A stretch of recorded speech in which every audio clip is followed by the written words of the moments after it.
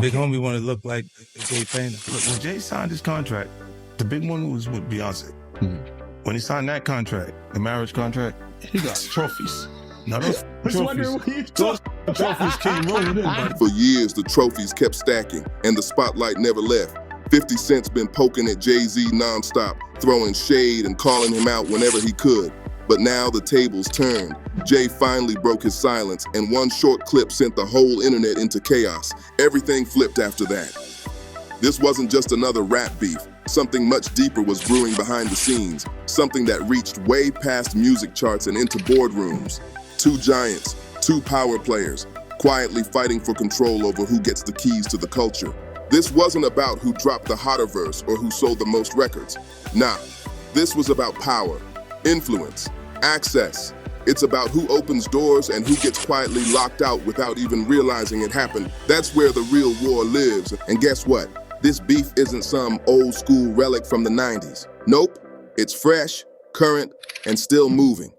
According to 50, something wild went down behind closed doors, and he claims Jay-Z used his power to block him from one of the biggest platforms in the entire country, the Super Bowl halftime show. That's not a small accusation, and when 50 said it, people were stunned. Let's rewind to February 13th, 2022, Super Bowl 56 at SoFi Stadium in Inglewood, California. The halftime show was hyped as a historic celebration for hip-hop.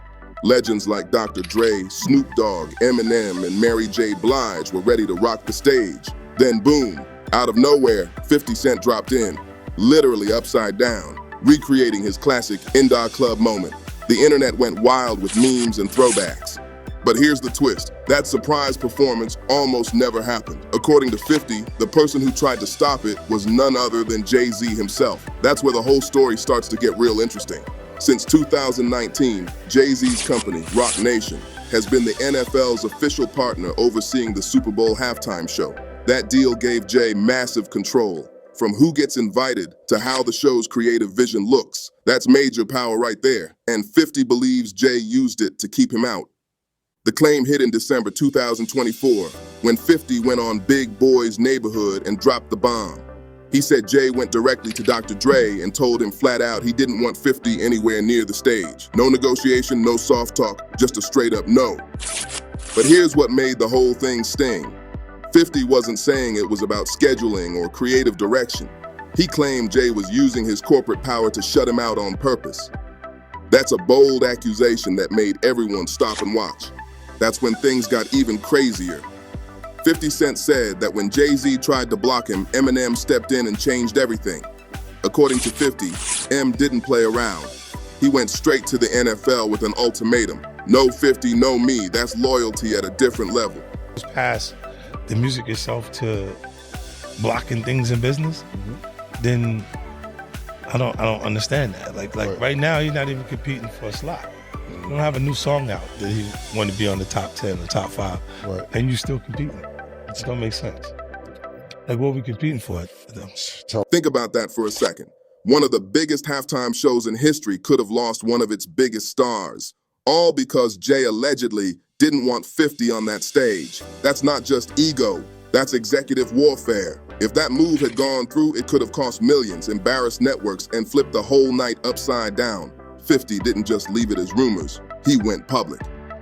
In a July 2024 interview with The Hollywood Reporter, he said loud and clear, "They wanted to leave me out of it.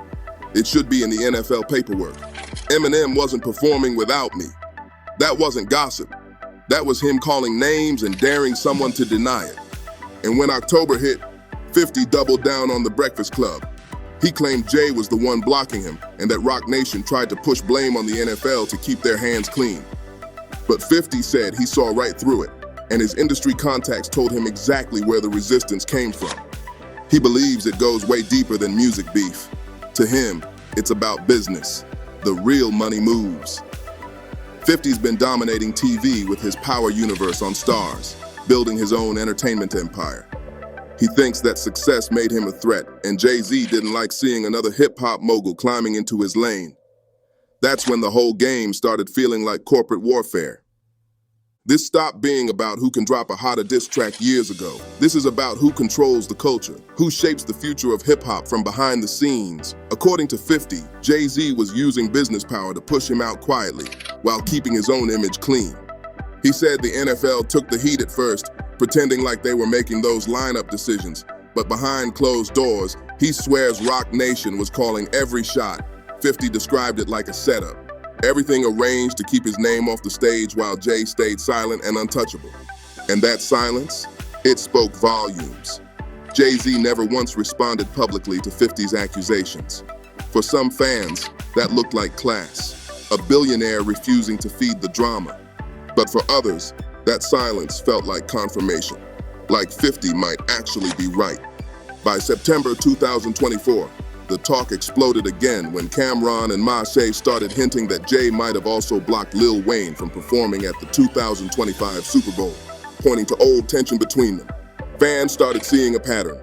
Jay-Z as the quiet gatekeeper, pulling strings and deciding who gets the spotlight. The internet split right down the middle. Half the crowd backed 50, calling Jay-Z petty and power-hungry. The other half defended Jay, saying 50's just stirring the pot again. But one thing's for sure, nobody could ignore how big this story got. And if you really want to understand why this feud runs so deep, you gotta rewind the clock. Way before the Grammys, way before Roc Nation, back to when 50 Cent was still a hungry rapper from Queens trying to make a name for himself. That's where this fire started burning. To understand why 50 Cent and Jay-Z can't seem to see eye to eye, you gotta roll it all the way back to the late 90s, before the fame, before the business empires, before the suits and champagne. Back then, 50 was just Curtis Jackson from Queens, a rapper with raw talent, stacks of unreleased music, and no real buzz. He had about 40 tracks sitting around, but none of them were moving the needle.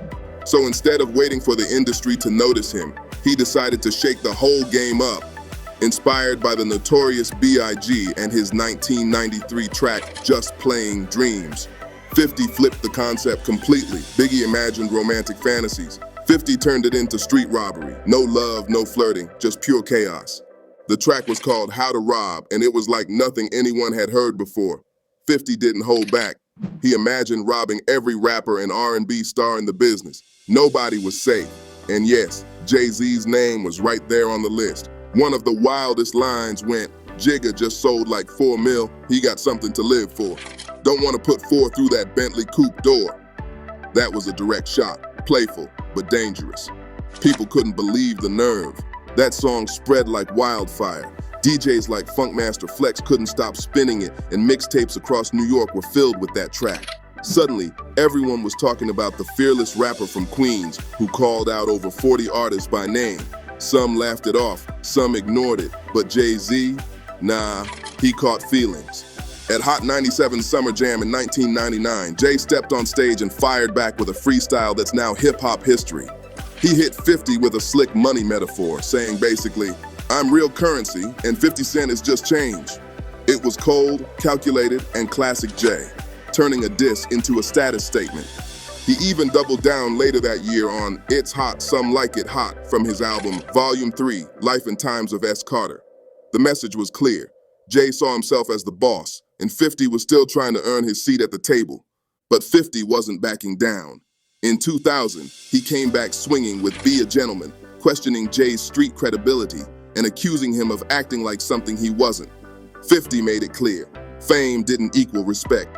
Then tragedy hit. In May 2000, 50 Cent was shot 9 times outside his grandmother's house in Queens. He survived, but the aftermath was brutal.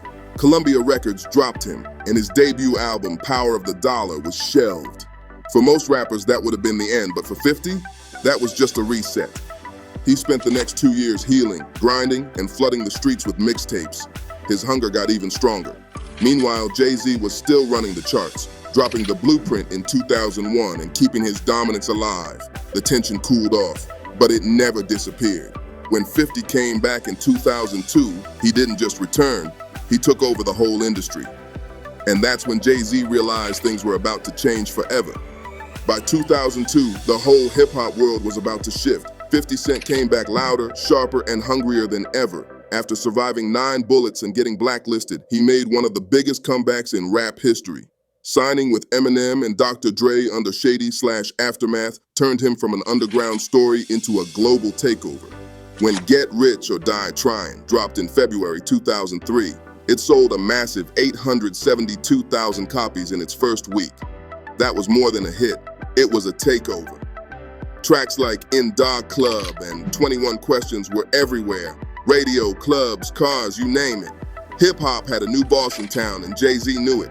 Even Jay himself admitted the threat was real. In a 2013 interview on The Breakfast Club, he said, "I told my artists, y'all better flood the streets right now. 50 Cent is coming." That wasn't hate, that was respect mixed with a little fear. Jay saw what was coming and didn't want his crew caught slipping. By mid-2003, things got awkward but professional. The two stars shared stages, money, and brands. They even co-headlined the Rock the Mic tour, appeared together in a Reebok commercial, and Jay rapped over some of 50's beats. For a second, it looked like peace, but beneath the surface, the energy was off. 50 couldn't resist throwing little jabs, reminding everyone that his G-Unit sneakers outsold Jay's S. Carter line. He loved reminding people he was moving bigger numbers and building faster. The rivalry had evolved. It wasn't about who could rap better anymore. It was about who could build the bigger empire. 50 started saying out loud what many whispered, that Jay avoids real confrontation. He called him out for hiding behind his calm image and letting others handle his problems. At one point, 50 even labeled Jay-Z the coolest punk in hip-hop. That line stuck because it hit at Jay's personality, polished, powerful, but too distant from the streets. To 50, that kind of corporate calm didn't earn respect. It felt fake. He's always been open about seeing Jay as someone who moves like a chess player, calculated, never emotional, always using business shields to stay untouchable. But 50's whole identity was built on the opposite. Face-to-face conflict, open shots, and no fear of consequences. Then came 2004, and 50 flipped the business game completely. He partnered with Glacio, the company behind Vitamin Water, not for a regular endorsement deal, but for equity. When Coca-Cola bought the brand in 2007 for $4.1 billion, 50 reportedly pocketed between $60 to $100 million after taxes. That move turned him from a rapper to a businessman on a whole new level. Around the same time, Jay-Z sold his clothing brand Rocawear for $204 million in cash. And even though both men were winning, 50 loved framing his deal as the smarter, flashier play. Their rivalry had officially gone corporate. No longer about bars and beats, it was now about who's the better mogul. Every headline, every number, every interview was another chess move in a game of money and power. By 2007, things were reaching new levels. 50 Cent and Jay-Z weren't just competing in music or business anymore. They were fighting for cultural dominance. That same year, the spotlight turned up another notch when Kanye West dropped Graduation. On the exact same day, 50 released Curtis. It turned into one of the biggest sales battles hip-hop had ever seen. When the numbers came in, Kanye won. His album outsold Curtis by a wide margin, and 50 wasn't happy. He publicly claimed that Jay-Z, who was then president of Def Jam, had been secretly helping Kanye behind the scenes, using his label power to boost sales. 50 accused Jay of pulling corporate strings, claiming the game was rigged. That fit right into the 50's ongoing image of Jay-Z as a man who never gets his hands dirty, but always pulls the levers from behind the curtain. And honestly, a lot of fans believed it, but 50 didn't stop there, not even close. Over the years, he's taken their rivalry way beyond business and straight into personal territory. Recently, things got wild again when he started talking about Jay-Z's Grammy Awards. 50 claimed that Jay's massive Grammy success, 25 wins, the most of any rapper ever, had more to do with his marriage to Beyonce than with his music. He basically said Jay's trophies came more from the power of his partnership than his pen. That statement blew up instantly. Now, to keep it fair, Jay did have 4 Grammys before he ever collaborated with Beyonce. Not one, like 50 sometimes says. But here's where the timing gets suspicious. Out of Jay's 25 total wins, 21 came after 2004, right when he and Beyonce became hip-hop's ultimate power couple. That timeline had fans connecting dots. 50's argument was that the Grammys reward image and relationships just as much as artistry, and Jay had perfected both. He often points to Tupac, who never won a Grammy despite his huge cultural impact, as proof that the system favors safe and polished over real and raw. Even though 50 himself has 3 Grammys, He's made it clear. It's not about jealousy. He says he's exposing how the industry plays favorites, rewarding branding over authenticity. Still, his comments about Jay and Beyoncé stirred up chaos online. Then he took it even further. He started claiming that Jay-Z modeled his entire image after the legendary artist Jean-Michel Basquiat. 50 mocked Jay's hair, his art references, and his polished mystique, saying it all looked like imitation, not inspiration. He even once called Jay's album 444 golf course music, saying it was far from the streets that built him. The internet went wild with memes and debates. The irony here is thick. Two men from nothing, both self-made, both billion-dollar success stories. Jay-Z came from Marcy Projects in Brooklyn, 50 from South Jamaica, Queens. They both turned street hustle into global empires. But instead of mutual respect, their story has turned into hip-hop's longest Cold War. And even after all these years, 50 still isn't done talking. Because for him, this fight is about something bigger than music. What's crazy is that even after all the records, the fame, and the billions, this beef still burns strong. But according to 50 Cent, it's not about hate, it's about how they move. He said it more than once. He doesn't dislike Jay-Z as a man. When they run into each other, they're civil. But deep down, 50 just doesn't respect the way Jay plays the game. He believes Jay-Z hides behind business moves and corporate shields instead of facing problems head on. To 50, that's not strength, that's hiding. He said before that Jay's clean, polished image is his armor, a way to dodge backlash while others take the heat for him. That's where their rivalry really splits wide open. 50 built his entire brand on being upfront, unfiltered, and fearless. He thrives on confrontation. If he's got a problem with you, the world's gonna hear about it. Jay, on the other hand, moves like a silent strategist, private, patient, and protected by contracts, lawyers, and billion-dollar deals. Where 50 brings war to the front lines, Jay fights from the boardroom. It's two totally different worlds, the gladiator versus the emperor. That difference in approach is exactly why their feud refuses to die. It's not just rap drama, it's two power philosophies clashing head-on. One man built from the streets, the other from the suits. 50's whole energy screams, "Say it to my face," while Jay's game is, "Let the paperwork do the talking." And that's what keeps people hooked, the contrast. When 50 posts memes and throws shade, he's playing to the crowd. When Jay stays silent, it only adds to the mystery. It's like watching two kings battle from different kingdoms, one in the trenches, one in the castle. But here's the twist. Even with all the shots and shade, both men are still standing strong. No one's been taken out.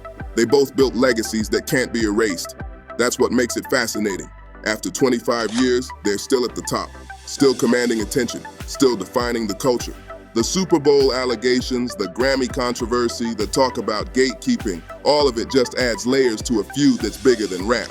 These aren't two rappers beefing. They're two moguls fighting over who defines hip-hop's future. 50 moves through chaos like it's oxygen, posting, trolling, laughing at every headline. Meanwhile, Jay operates in silence, letting business moves speak louder than words. It's street smarts versus corporate chess, and neither side is backing down. Every time 50 throws a punch, Jay absorbs it quietly. And every time Jay makes a billion-dollar move, 50 finds a way to make noise about it. It's a cycle that never ends, and fans can't stop watching. The truth, these two don't just compete, they complete the story of modern hip-hop. Without one, the other wouldn't shine as bright. After all these years, one thing's crystal clear. Neither Jay-Z nor 50 Cent is backing down. They've traded disses, dominated business, battled through rumors, and still come out winning. Both men have survived eras, trends, and drama that could have ended anyone else's career. Yet here they are, still standing tall. The wild part? Even with all the money, awards, and status, their rivalry feels as alive as ever. It's gone from street corners to social media, from mixtapes to million-dollar meetings.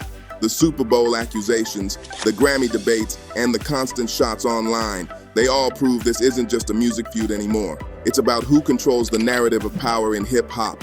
Jay-Z moves like a shadow, strategic, calm, and unbothered. He lets his silence do the talking while his empire keeps expanding, from Rock Nation to champagne to sports. Meanwhile, 50's still the loudest in the room, posting memes, dropping jokes, and keeping the spotlight right where he wants it. It's a chess match between two kings, one who plays the quiet, long game, and one who wants every move seen, every strike heard. The gladiator versus the emperor, the street soldier versus the billionaire boss. And yet, here's the truth that nobody can ignore. Neither one has ever truly beaten the other. 50 didn't fade, and Jay never cracked. They've both evolved into symbols of what hip-hop can become when street hustle meets global ambition. Look at what they built. 50's turned his power universe into one of TV's biggest franchises, building characters and worlds just like he once built verses. Jay's turned his name into a brand that stretches across every industry imaginable: fashion, sports, art, finance, and beyond. They came from the bottom, Marcy Projects in South Jamaica, and climbed to a level most people never dream of. That's why, even with all the tension, you can't deny the mutual influence. Each one's rise pushed the other to evolve, sharper, smarter, more strategic. At this point, their feud isn't just about beef, it's about definition. They exist as opposites, yet somehow they complete each other's story.